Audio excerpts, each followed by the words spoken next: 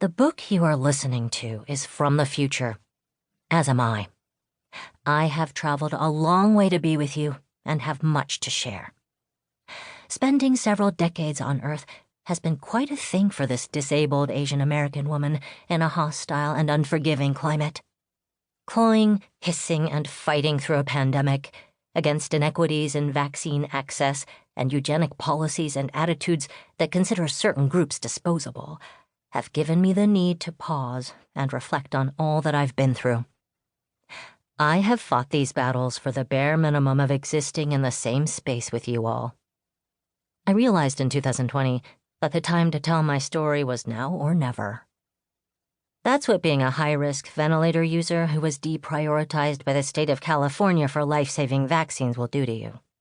Sheltering in place with your 70-plus-year-old parents who are also high risk for over a year amid anti-Asian violence and hate will do that to you too.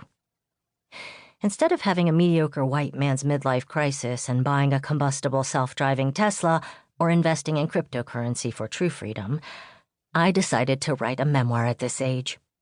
The age I was never supposed to reach, during a time I was never supposed to occupy. I will never have children, but my work, stories, and relationships are my legacy. And this book you are listening to is the latest contribution to the canon of Alice. Did I dream of becoming an activist? No, but it's probably what I'm most known for.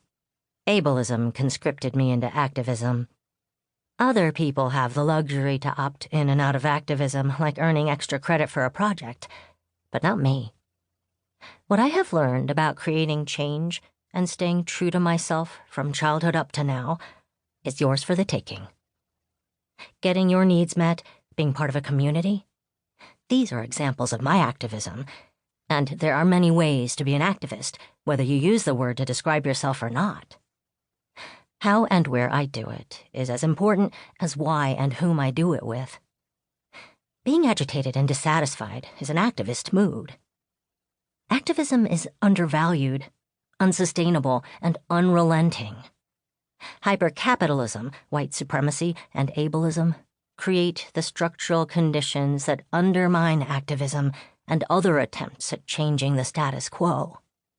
Finding the joy, pleasure, and generative possibilities of organizing is part of my long-term unlearning of what activism is supposed to look like. Unlearning and building anew is activism as well. Living under multiple existential threats, I've seen how marginalized communities care for one another and find solidarity across movements. Because at the end of the day, no one will remember and save us except us. I say this as a longtime resident of San Francisco who cannot remember the last time there was a torrential thunderstorm, but who's had to deal with rolling power outages and days of smoke-filled air from wildfires several years in a row. And in the face of what feels like impending doom, mutual aid collectives emerge, and organizations such as Mask Oakland distribute free N95 masks in anticipation of and response to environmental and public health crises. We can and will do better if we follow the principles of disability justice as outlined by Patty Byrne, the co-founder and artistic and executive director of Sins Invalid, who believes interdependence is a strength as we meet one another's needs. All bodies are whole and perfect as they are. Our freedom is tied to the freedom of others, and people whose lives are most enmeshed in systems are the experts who should lead. Year of the Tiger is divided into 7 sections: origins, activism, access, culture, storytelling, pandemic, and future. It is a collection of original essays, previously published works, conversations, graphics, photos, commissioned art by disabled or Asian American artists, and more. I hope you will find this audiobook fun, and if you have the print book, something you will color in, mark up, highlight, scribble on, fold into dog-eared pages, and give to others. I liken it to a mashup of scrapbook, museum exhibit, magazine, creative writing assignment, and diary, just without the glitter gel pens or stickers.